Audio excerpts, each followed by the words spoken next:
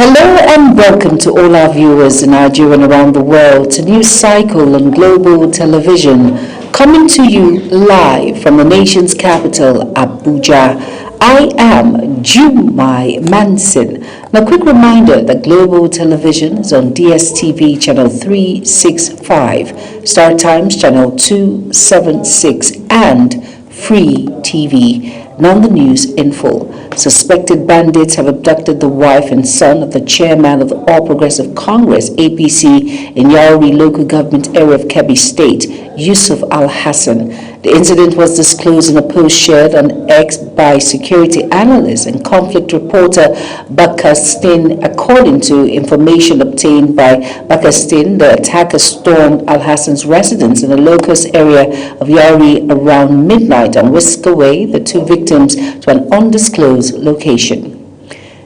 In the meantime, troops of Operation Fashin Yama have neutralized two suspected terrorists and recovered weapons, motorcycles, and livestock during an intelligence-led raid on a terrorist enclave in Matazu local government area of Katsina State.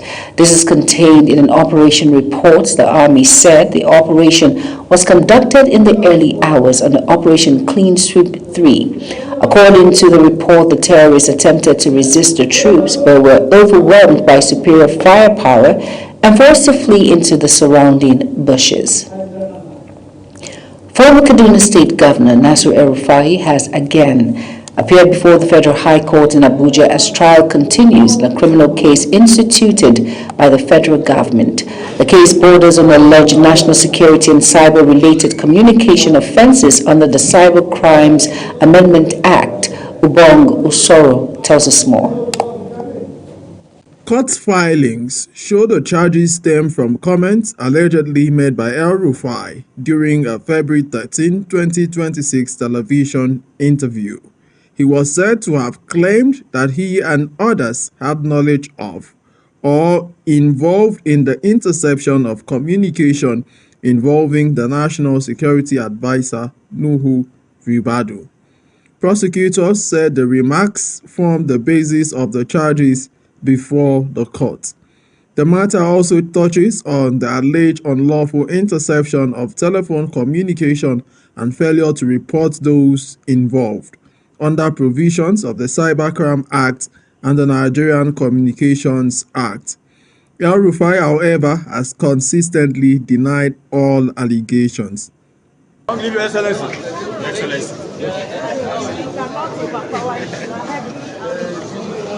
The case is separate from other corruption-related matters being handled by the Anti-Graft Agency in different jurisdictions. Further hearings are expected as proceedings continue. Ubong Usoro, Global TV News. Over now to Justice Umar Abubakar of the Federal High Court Abuja has ordered the presidential candidate of the African Action Congress, Omoyele Sowore, to be remanded in Kuje Correctional Center for failing to appear before the court on Tuesday, 16th of June 2026. Again, Wong Usoro tells us more. The case, filed by the Federal Republic of Nigeria, involves multiple counts bordering on alleged cyber-related offenses and statements considered to be defamatory and capable of causing public disorder. The trial has been ongoing since 2025, with Sowore consistently denying the allegations. Omoyele Sowore, speaking to journalists, said he is prepared to go to prison, adding that he will come out more resolute and stronger. They must insist in sending me to the prison until Wednesday. But guess what? I'm prepared. I brought my prison bag with me. And I told the judge who said he can't increase himself. And when they're ready, nobody should be surprised. I am predicted before now that all these things are going to happen. Rex Elanu, the publicity secretary of the African Action Congress, said the ruling betrayed the Nigerian people, adding that the courts should be more focused on tackling issues of terrorism, corruption, and insecurity. Nigerians are hungry, they are insecure, they are dying, they are indebted. There's so much hunger in the land, starvation in the land. People have left their communities, they have left their farms, they are languishing in IDP camps. These same security agents that are hungry, the same ones we fought for, who don't have reasonable living wages or pension, they are the ones we put on that sun to come and intimidate protesters. Sowore is expected to remain in custody at the Kuje Correctional Center pending further court directive. He is also expected to return to court on Wednesday, 25 June 2026, when further judicial decisions in the case are anticipated. The case continues to draw attention as legal arguments proceed at the Federal High Court in Abuja. Ubong Osoro, Global TV News. The People's Redemption Party, PRP Northwest Stakeholders Forum, has alleged that nomination forms for all 69 elective positions in Kano State were purchased by an individual allegedly linked to former Kano State Governor, Senator Rabiu Musa Kwankwaso. Addressing a news conference at the Nigerian Union of Journalists, NUJ, Secretariat in Kano, the chairman of the PRP's Northwest Stakeholders Forum, Abdulkadir Musa, threatened legal action against Senator Kwankwaso over the alleged interference. Global TV's correspondent brings us details in our subsequent bulletin.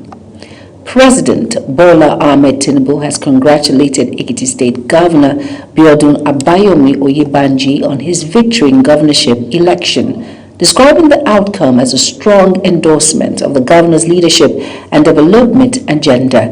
In a statement issued by the State House and signed by the President's Special Advisor on Information and Strategy, Bayo Ononuga, Tinubu commended the people of Ekiti State for conducting themselves peacefully during the election and for renewing their confidence in the governor.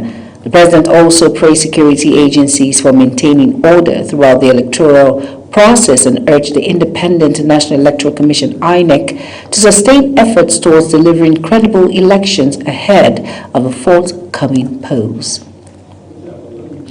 The federal government has approved the release of 21.2 million naira in outbreak investigation and response funds to each state to strengthen preparedness against Ebola virus disease, EVD, and other public health threats. This is contained in a statement made available to newsmen by Ado Bako, Assistant Director, Information and Public Relations, Federal Ministry of Health and Social Welfare. In Abuja, according to Bako, the Coordinating Minister of Health and Social Welfare approved the disbursement of 50% of the state outbreak investigation and response fund allocation. The federal government has stated that forced displacement in Nigeria has transcended humanitarian emergencies to become a complex development, security, and governance challenge that requires integrated institutional responses. Secretary to the Government of the Federation, George Akume, disclosed this in Abuja during the commemoration of the 2026 World Refugee Day, which also marked the 75th anniversary of 1951 Refugee Convention.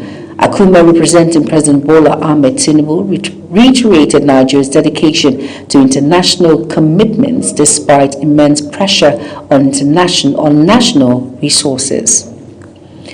The Independent National Electoral Commission, INEC, has declared Rabiu Aiki of the All Progressive Congress, APC, as the winner of the Zuru State constituency by election for Kebbi State House of Assembly. Announcing the result at the Collation Center, the coalition officer, Mohammed Danladi of the Federal University, Birnin Kebbi, said Rabiu Garba Aiki polled 4,871 votes to defeat Aliyu Muhammad of the Labour Party, who secured 168 votes. Danladi disclosed that the total number of registered voters in the constituency stood at 109,385, while 5,156 voters were accredited for the election. Over on to Oyo State Government has issued a 7-day notice to relatives and next of kin of unclaimed corpses deposited in various public hospital mortuaries across the state to come forward for identification and claim, after which the bodies will be given a mass burial. This was contained in a statement signed by the State Commissioner for Health, Oluwaserimi Ajemobi, in Ibadan, the state capital. She said the government noted a significant increase in the number of unclaimed corpses currently deposited in mortuaries within public health facilities across the state. You are watching the live broadcast of News Cycle. News Cycle continues after this weather forecast, plus business, foreign, and sports stories on the other side of this break. Please stay with us. Thank you for joining us. While the atmosphere remains quite saturated from recent rainfall activity, few showers continue to occur across parts of the northwest, the north central, and parts of the southern region. But for Tuesday, rainfall is expected to remain generally light across much of the country. Northern and north central areas will experience isolated light rains and thunderstorms, with early morning activity likely over parts of Zamfara, Kebbi, Sokoto, some parts of Niger and Kwara states in the central region. By the evening, isolated thunderstorms may develop over Taraba, some parts of Adamawa, some parts of Kaduna, Bauchi, and north central region as well. For the south, intermittent light showers are expected to be more widespread, affecting most areas within the southern half of the country, including the southeast, the southwest, and the south-south region throughout Tuesday. And that's your weather outlook. Thank you for watching.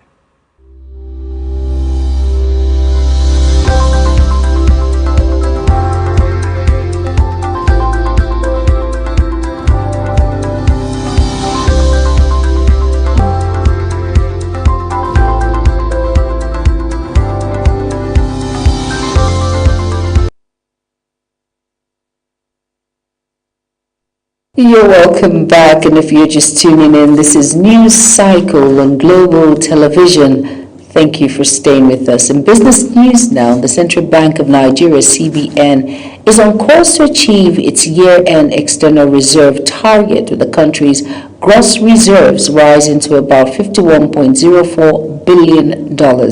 Data from the Apex Bank show that the reserve position has been boosted by stronger foreign exchange inflows and improved market conditions, bringing it to its highest level in nearly 17 years. Now, the development strengthens Nigerians' ability to support the Naira, meet external obligations, and enhance investor confidence in the economy.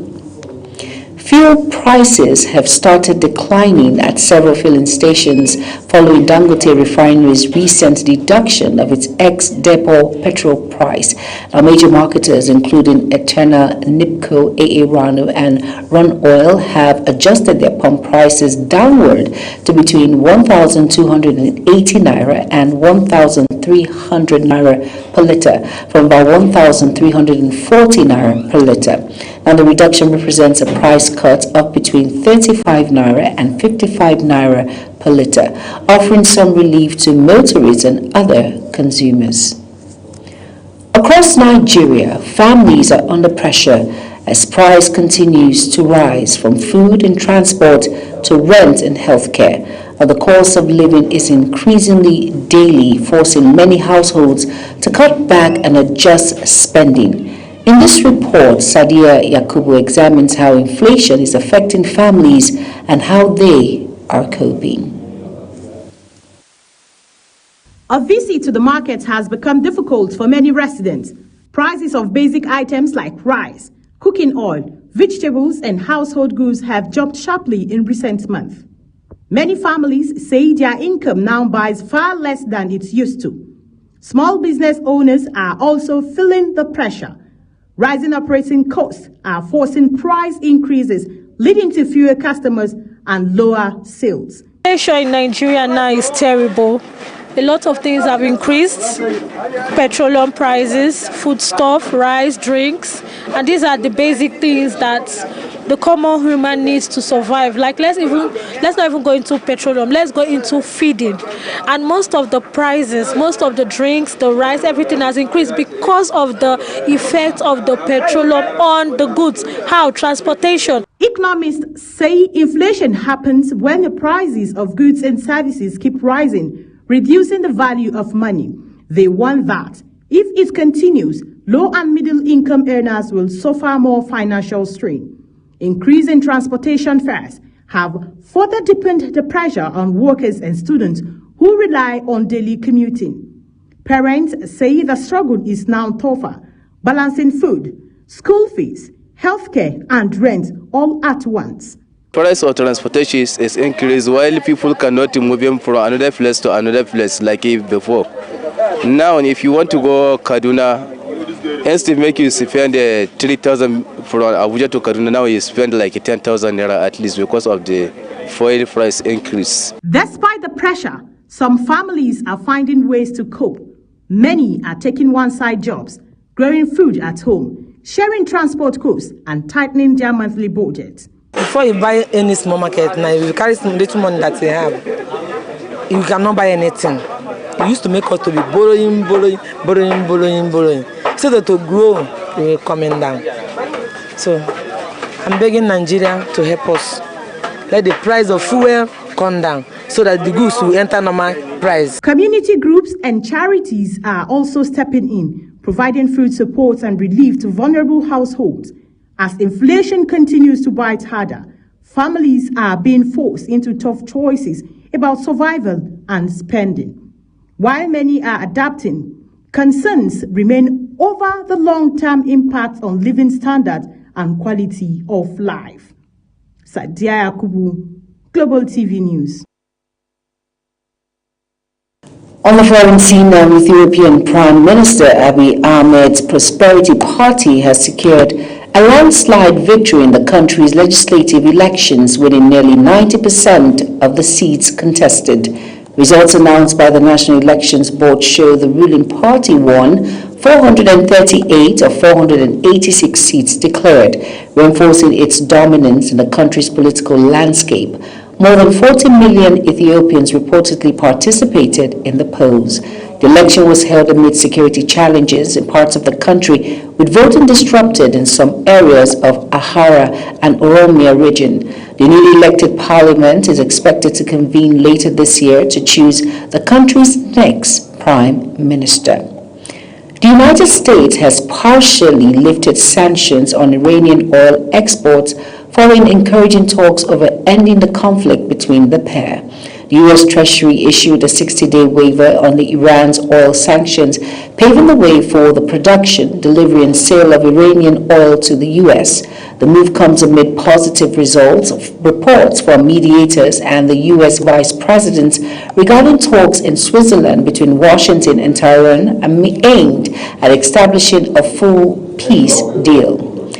Israeli Prime Minister Benjamin Netanyahu says Israeli forces will remain in southern Lebanon for as long as necessary, insisting the deployment is needed to protect communities in northern Israel. Netanyahu also defended Israel's military operations in Lebanon and said he would not allow Iran to acquire nuclear weapons. Mukhtar Qasim tells us more. Speaking at the JNS International Policy Summit in Jerusalem, Prime Minister Benjamin Netanyahu said Israeli troops would continue operating in a security zone in southern Lebanon and vowed to maintain pressure on Hezbollah. He said the Israeli government remained committed to protecting residents living near the Lebanese border and would not withdraw forces until security objectives had been achieved. We don't have a war with Lebanon. We have a war with Hezbollah, who terrorizes Lebanon and seeks our destruction. And when that proxy of Iran is no longer a threat, when it's dismantled, when it's disarmed, yes, we'll have peace with Lebanon, and I look forward to signing it. Netanyahu also reiterated his opposition to Iran's nuclear program, saying he would not permit Tehran to obtain nuclear weapons while he remains prime minister. He argued that recent Israeli and US military actions had significantly weakened Iran's capabilities and reduced what he described as an existential threat to Israel. We prevented Iran from carrying out a plan to annihilate us, and today they would have had a nuclear weapon, an atomic bomb to do so. We prevented that from happening. We removed an existential danger. And had we not acted in Operation Rising Lion and then in Operation Roaring Lion, Iran would have had atomic bombs, and let me tell you something, they would have used them. That's what we prevented. The Israeli leader also defended military operations against Hezbollah in Lebanon, saying Israeli forces were targeting militants while attempting to minimize civilian casualties. Netanyahu said Israel's conflict was with Hezbollah rather than Lebanon and expressed hope that peace could eventually be achieved if the group were dismantled and disarmed. Lebanon's health ministry says Israeli attacks since March have killed more than 4,000 people and wounded thousands more, with Hezbollah saying the casualties include its fighters. Mukhtar Qasim, Global TV News. British Prime Minister Keir Starmer has announced his resignation after less than 2 years in office, bringing an end to a turbulent premiership marked by policy reserves, political controversies, and declining public support. Starmer says he will remain in office until the Labour Party elects a new leader, with a transition expected to be completed before Parliament returns from its summer recess in September. Again, Mukhtar Qasim reports. The announcement marks a dramatic turn in British politics, with Keir Starmer stepping down as leader of the Labour Party and Prime Minister less than 2 years after leading the party to a decisive election victory that ended 11 years of Conservative rule. Speaking outside number 10 Downing Street, an emotional Starmer said every decision he has taken was guided by what he believed was in the best interest of the country and pledged to ensure a smooth transfer of power to his successor. Has been about putting the country I love first. That is why I will resign as leader of the Labour Party.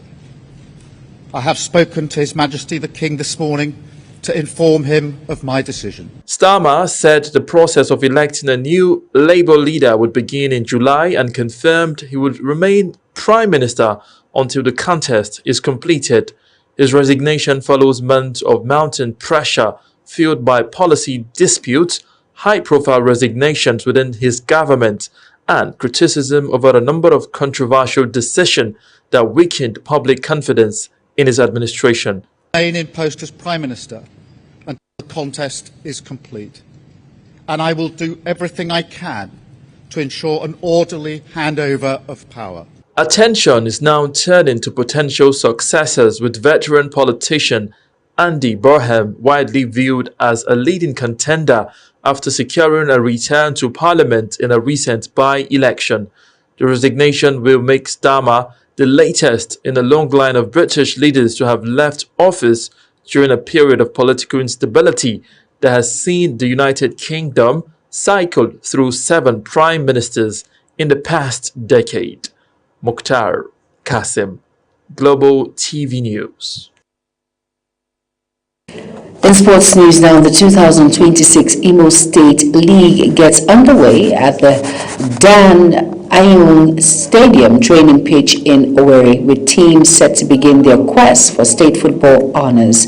The opening fixture between Umar Kuma United and Heroes FC have been postponed, while Akobo United will face Makern FC, Hawks FC take on Zenith Stars FC, and KHB FC battle Galaxy FC in the remaining matches scheduled for the opening day. The competition continues with fixtures involving Evermore FC, Silver Sports FC, Chika FC, Madoka FC, Imo Buffaloes FC, Anchor FC, Oyema FC, and Diamond FC.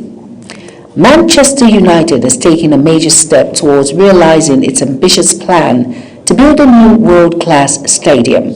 Securing the majority of the land required for a 100,000 capacity arena near the iconic Old Tesford, according to a statement on the club's official website. It acquired a 25-acre site located approximately 350 meters northwest of the current stadium. The move clears a significant hurdle in the club's long-term vision to transform the Old Tasford area into one of the most dynamic sporting and entertainment destinations in the world.